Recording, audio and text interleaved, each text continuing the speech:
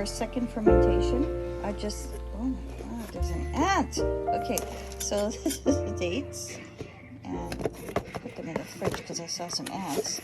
Well, I take one date,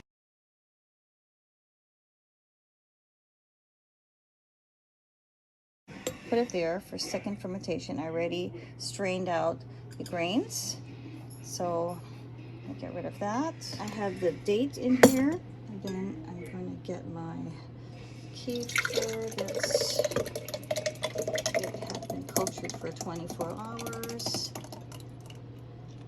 and I place that in my jar, mason jar.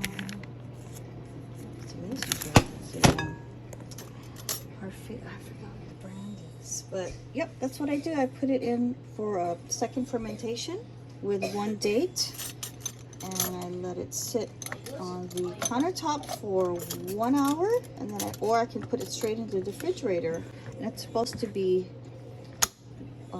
like boost the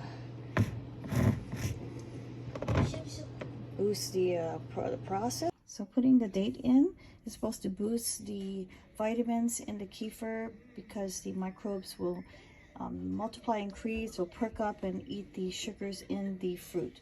So the second fermentation just boosts the benefits of the kefir with the vitamins in it.